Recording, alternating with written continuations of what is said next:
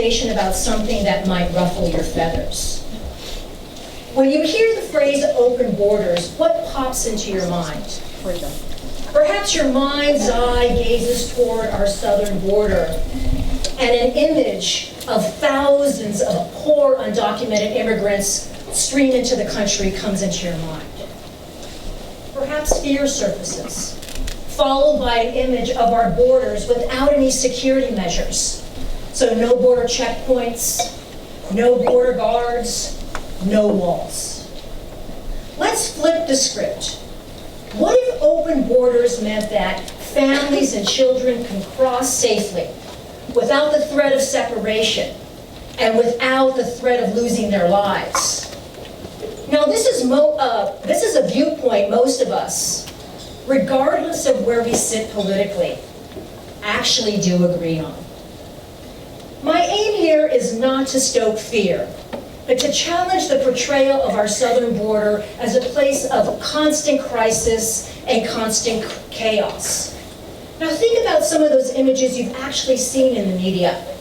Refugee and asylum seekers huddled at the border or camping at the border, desperately wanting to gain entry. Or caravans of migrants joining forces to surge the border.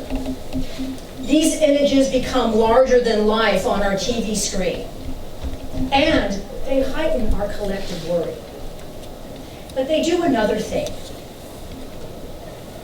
They reinforce the idea that our border is in need of immediate and strong controls. So more family separations, more walls, and the denial of entry of those legitimately seeking refuge.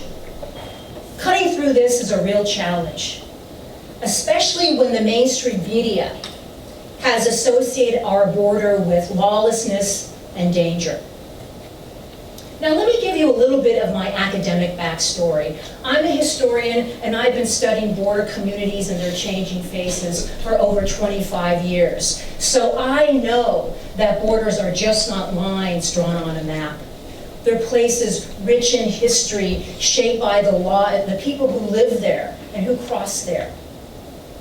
Let me tell you a little bit more about myself, personally. I was born in the United States, but my mother and her siblings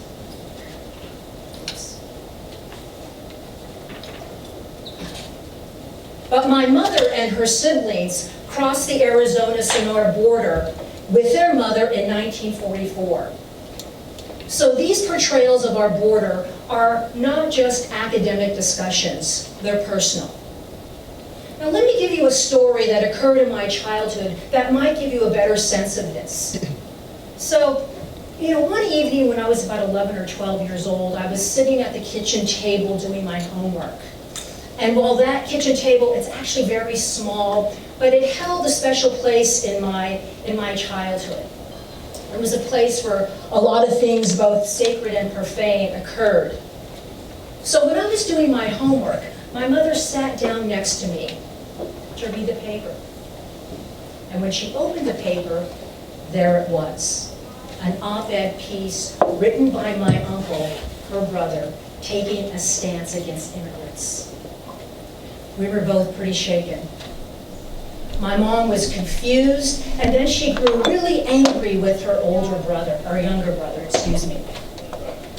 Their opinions on immigration clashed so hard, it was like they were standing on either side of a canyon.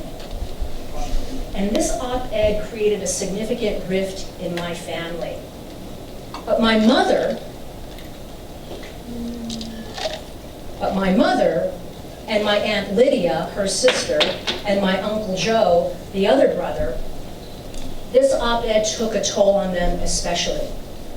So as children, they worked as migratory laborers, and they picked crops in California's Central Valley.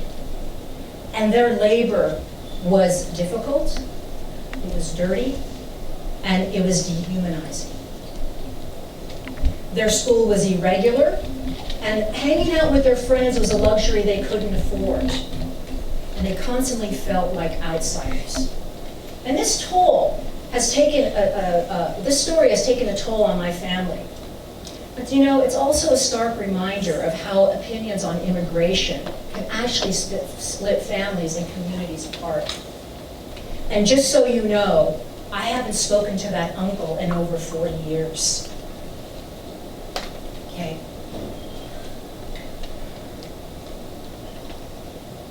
As you realize by now, my story is not unique. So when I study the border and go to the archive, I find so many stories about this type of thing that outline a stark us versus them divide. But I also find stories that run against that grain. Stories about mutual support and friendship and neighborly bonds, even in the face of harsh immigration laws that could have very well severed those ties. And after 25 years of study, I've come to one very simple conclusion, that the border was and continues to be a paradox, a place that is open and closed at the same time. So let's look very briefly at this border paradox. On the one hand, the border's open and porous nature has really allowed for vibrant cultural and economic exchange. And this is really based on long-term connections between Mexicans and Americans. But there's another side to the story. The border's closed nature has all but stopped the fluid movement of persons crossing. So what has happened over the last 30 years is that this open and closed nature of the border has created a division of legality and illegality among Mexicans living in the United States. Now, let's take a look at a little bit of our history to see where we've gotten to. So in other words, let's take a look at history to understand why we're at the present moment. So today's border doesn't look like the way it was 175 years ago. Our border was created out of wars and territorial disputes, specifically the Mexican-American War in 1846. 2 years later, in 1848, Mexico lost that war. And as a result, they had to cede over half of its nation to the United States. And so this includes today places like California, Arizona, Utah, New Mexico, Colorado, and parts of Oregon, Idaho, Wyoming, and Texas. And as a result of this war, you know, the United States and Mexico has uneven relations that exist to this day. But even though these uneven relationships really exist to this day, that newly drawn border did not sever the intertwined lives of people living at the border and in the United States, okay, and Mexico. And it's created really a sharp illegality between people living on both sides. So on that point, and I thank you for your patience here. So on that point, it may not surprise you that most illegal immigrants living in our country today are Mexican. But it may come as a stark revelation to you that most legal immigrants living in our country today are Mexican. So yeah, so the border is indeed quite a paradox.